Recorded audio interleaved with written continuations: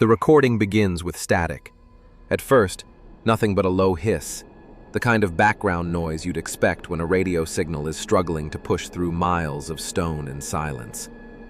Then, a voice breaks in, shaky, distorted, but unmistakably human. "Base, do you copy? It's me. It's..." The rest fractures, swallowed by static. For a moment, a scream seems to slip through, but then it clears, just enough to catch one more sentence. "It's wearing my voice." And then silence. No more transmissions came through that night. No follow-up call, no explanation. Just a dead line, and the canyon winds howling through the frequency like a hollow tunnel. That voice belonged to Ranger David Hall, a 39-year-old veteran of the National Park Service. He'd been stationed in the Arizona Canyonlands for nearly a decade, patrolling stretches of land so desolate that in some places you could walk an entire day without crossing another trail. It was August 11th, 1997. The air was stifling, the kind of heat that builds on stone all day and refuses to leave even after sundown. Ranger Hall was assigned to a solo patrol, tasked with checking trail markers and logging any signs of erosion or damage. It was routine, tedious even. But that night, something veered far from routine. The recording you just heard was pulled from the park's archives. For years, it sat in a locked cabinet, cataloged as unexplained. When officials were asked about it, they dismissed it as a faulty transmission, interference, maybe even a prank. But those who worked with David knew better. They knew his voice. They knew the fear he never carried on patrols, a man who grew up in those very deserts and understood them like the back of his hand. That was not the sound of a ranger making a mistake. That was the sound of a man realizing he was being followed by something that should not have been able to follow. Before we unravel what happened that night, it's important to understand the ground he was covering. The canyonlands of Arizona stretch across miles of redstone, sharp ridges, and narrow passages where sound plays tricks. A whisper from 50 feet can sound like it's right beside your ear. Rangers are trained to ignore echoes, to separate real noise from acoustic. At first he ignored it, chalking it up to fatigue, the mind's way of filling the silence. But by the time of his last transmission, he could no longer deny it.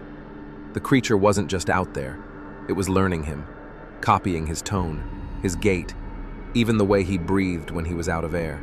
Imagine walking alone under a sliver of moonlight, hearing your own footsteps behind you, just a fraction too late, like a delayed echo, until you realize echoes don't leave tracks in the sand. Other rangers would later testify that they, too, had heard similar things in the canyon. A laugh carried down a slot canyon when no one else was there.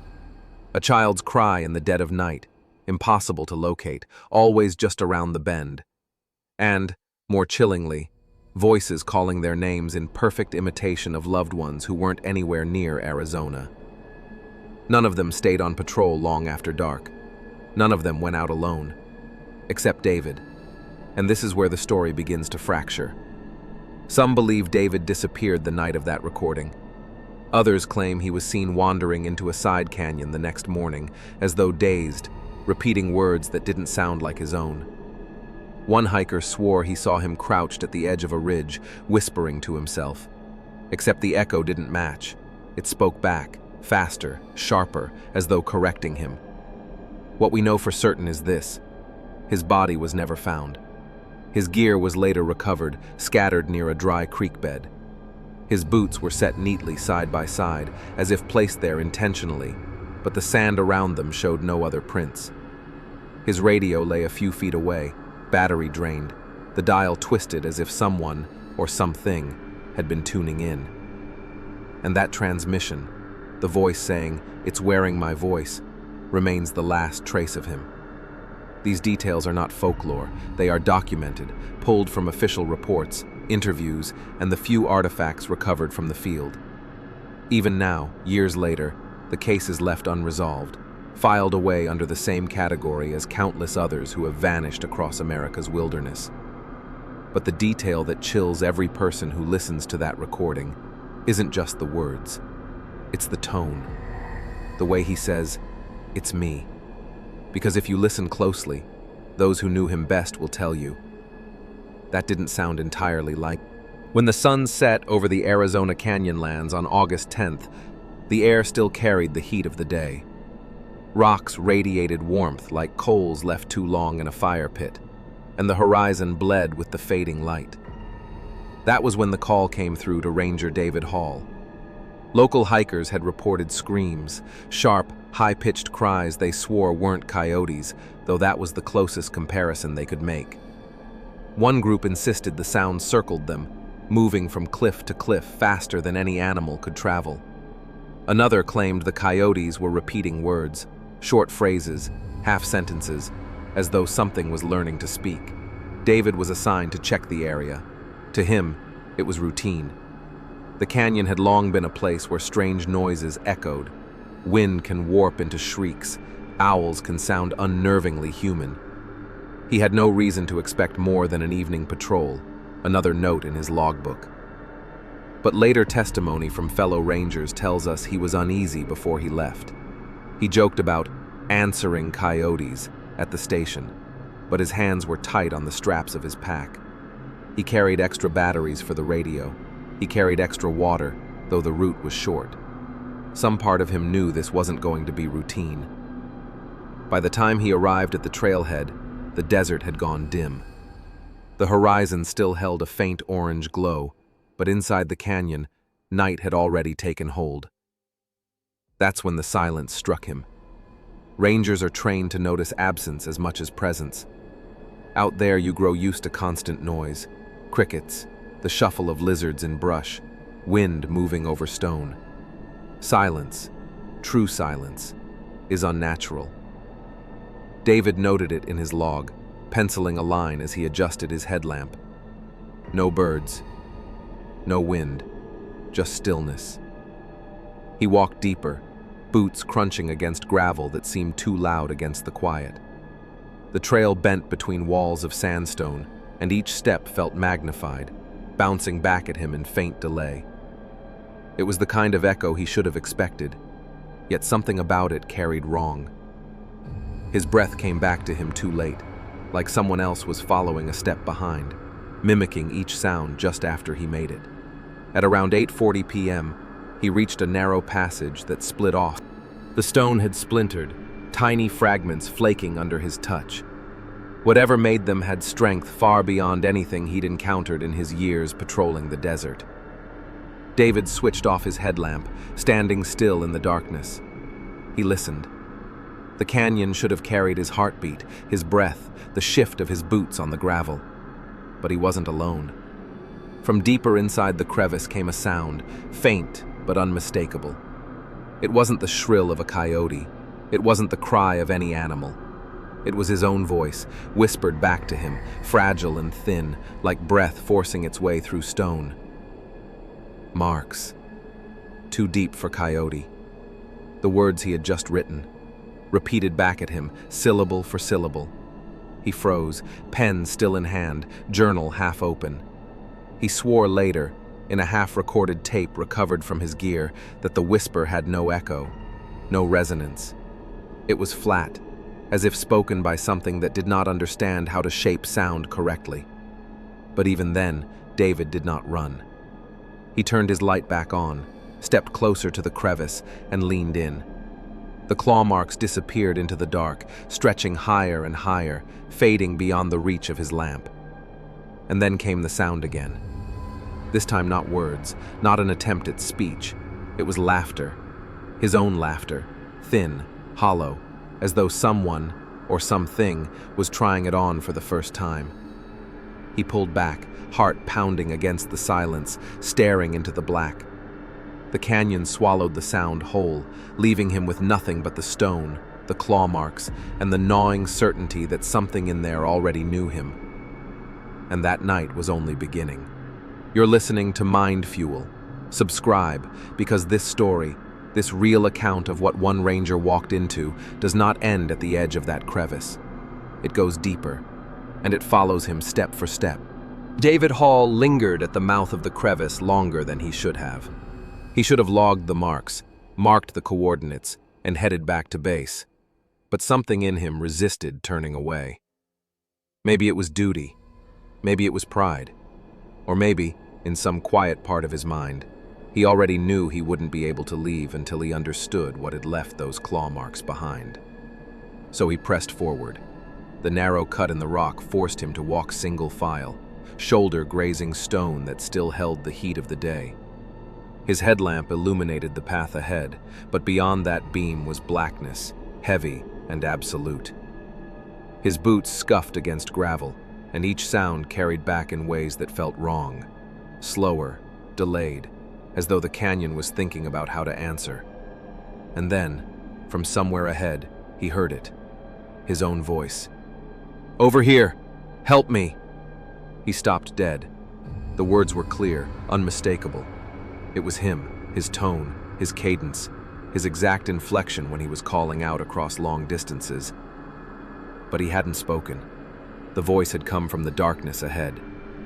He swallowed, throat dry, and did what any ranger would do in a search. He called back. "Hello? Who's out there?" His words should have come back to him. That's what happens in a canyon. Your voice rebounds, fractured, scattered, sometimes so many times that it feels like the walls themselves are speaking back. But this time, nothing returned. The canyon swallowed his call whole, as if the rock itself refused to echo him. The silence that followed was worse than the voice. He stood there, listening, forcing himself to stay calm. Then his hand brushed against the radio at his belt. He hadn't touched it since leaving the trailhead. It was switched off, clipped to his pack.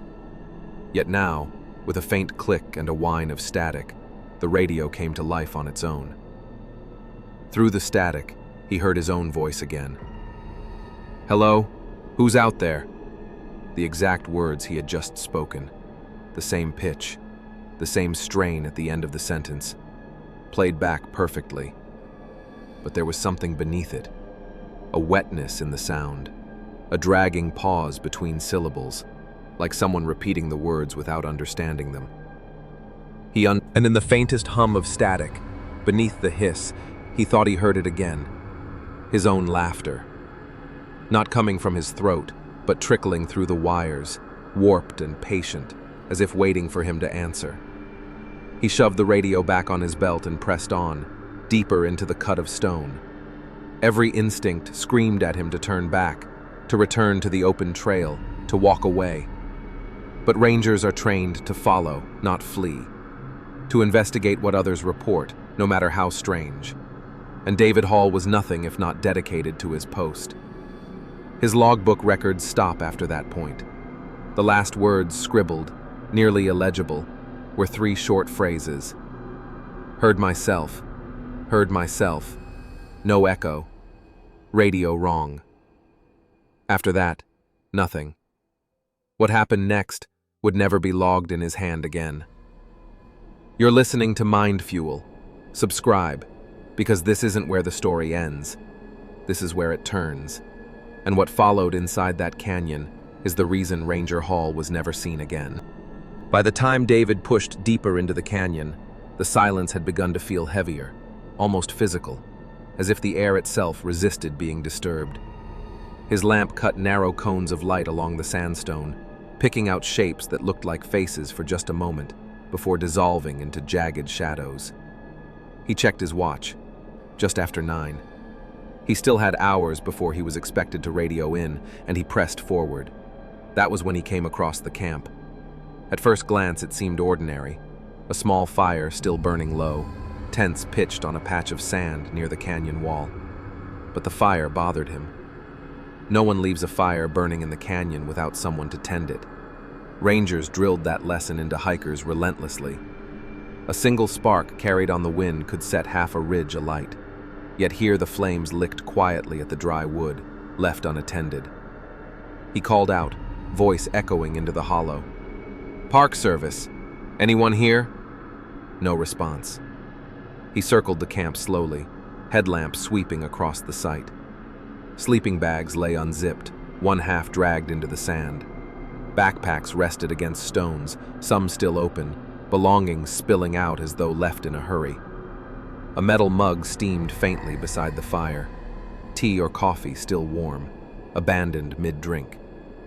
David crouched, running a hand through the sand. There were prints, several pairs, scattered across the site. But when he examined them closer, his chest tightened. The prints were human-like, but wrong. Too long, stretched flat, as if someone had pressed a foot into the sand and then pulled it forward unnaturally.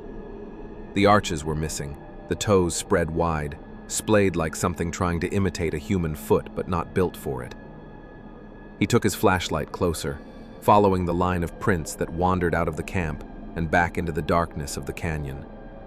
They trailed off into nothing, vanishing mid-stride as though whoever made them had lifted clean off the ground. A sound froze him in place. A child's cry, high-pitched, broken with hiccuping sobs, the unmistakable sound of a little girl weeping. It carried softly through the canyon, just beyond the firelight, around the bend. "Hello?" David called, his voice tight. "Is someone there?" The crying continued, soft and desperate. He unclipped the faint rasp at the end of the word mommy. And now, standing by an abandoned camp, fire still burning, he was hearing it again. The same cry, the same catch of breath. The canyon wasn't carrying the voice of a lost child. It was replaying the sound of one who had been gone for years. David's notes ended there for that night, his pencil scratching off mid-word. What we know beyond that point comes not from his hand, but from what was recovered at the site, and from the fragments of transmissions that followed. The campers who had been stationed there were never identified. No one filed a missing persons report that matched the belongings left behind.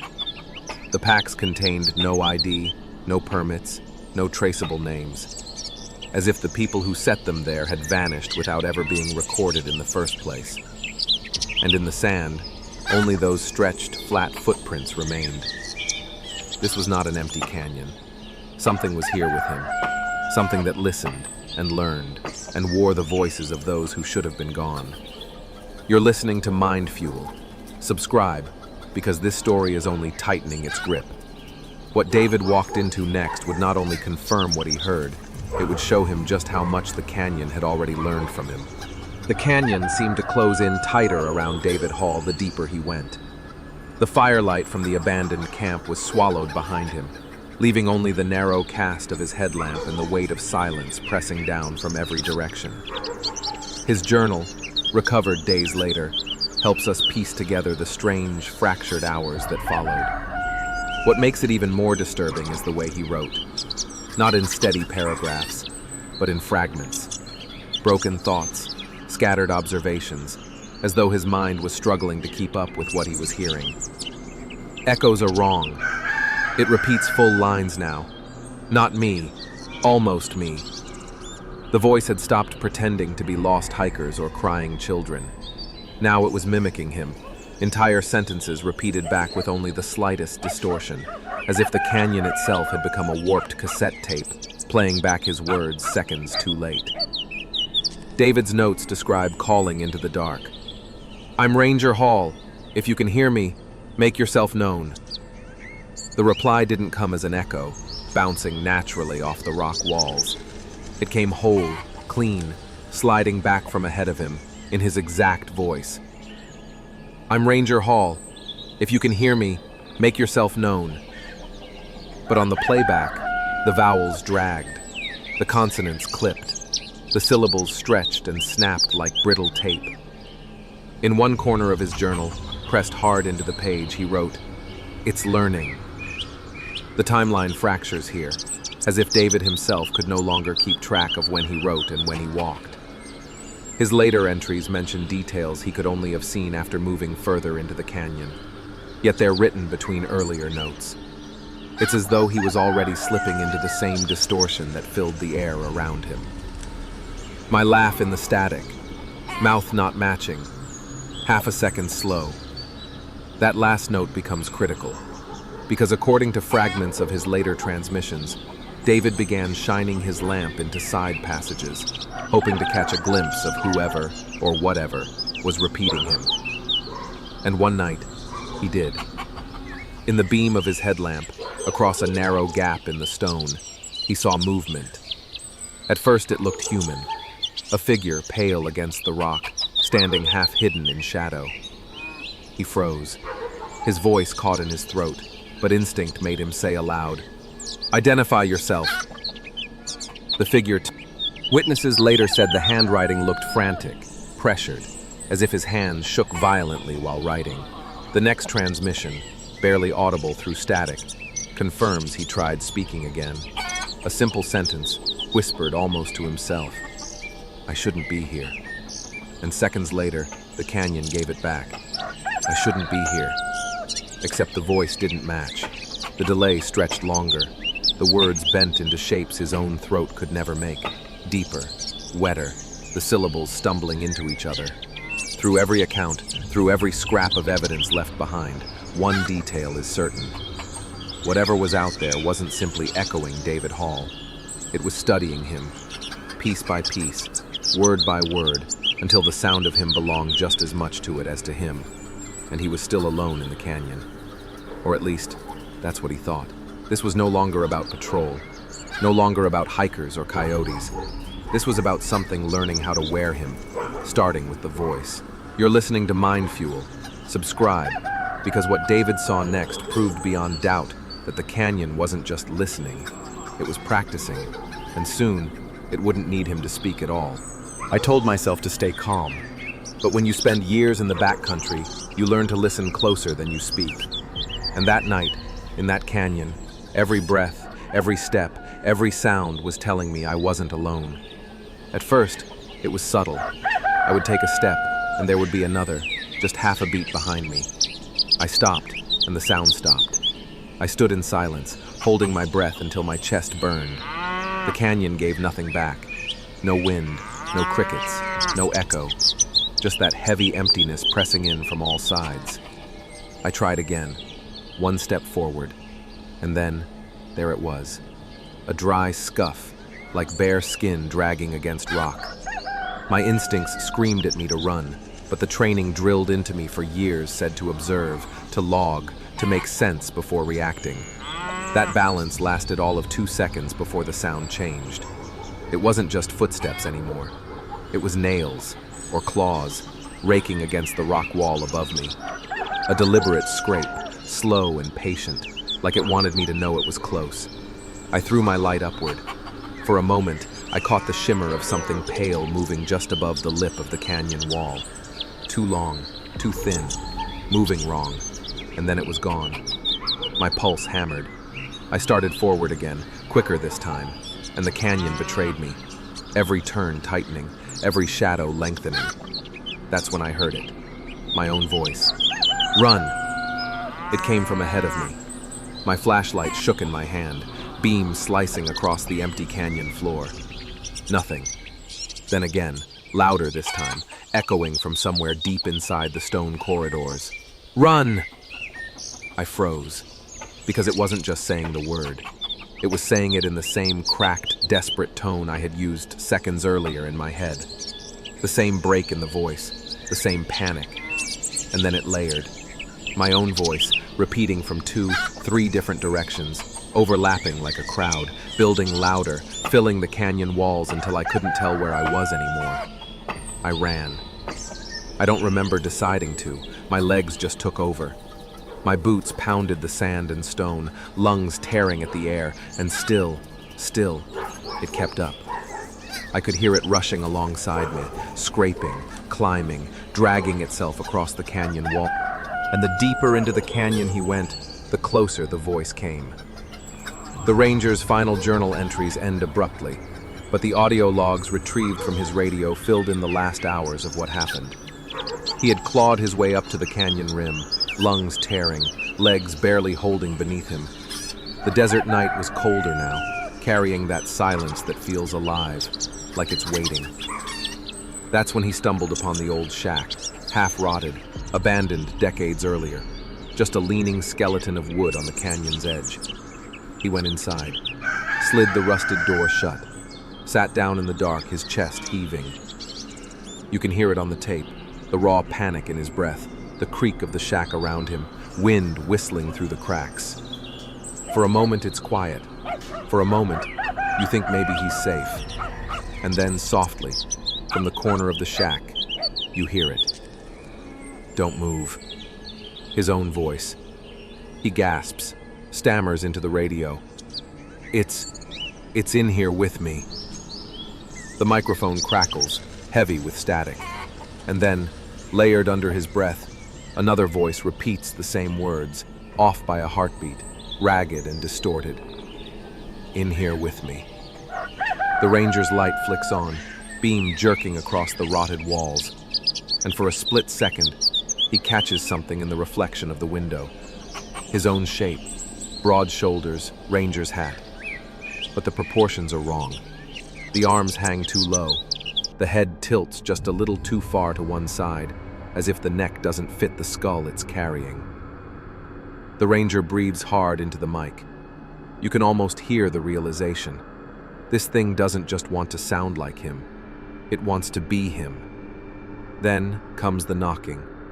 At first faint, then deliberate. A hollow rhythm against the shack's thin wooden walls. Tap, tap, tap, tap, tap, tap. He whispers, "It knows my heartbeat." And he's right, because as his pulse quickens, the knocking changes to match. Faster, louder, always in perfect sync. He presses himself against the wall, choking on fear, trying to will his own body to stillness. But the knocking doesn't stop. It never stops. And then, static overtakes the tape. For a full 30 seconds. The last tape was recovered weeks later, still hissing with desert dust, its casing cracked but intact. It's the one piece of evidence the search team couldn't explain away. The ranger's voice comes through first, ragged, shaking, his breaths uneven like he's forcing the words out through panic. If anyone can hear this, don't follow the echoes. If it sounds like you, it's already too close. There's a pause, the weight of silence pressing down between every syllable. Then, footsteps, heavy, uneven, dragging across the shack floor. He whispers again, lower this time, almost pleading, "Don't follow." And then the scream.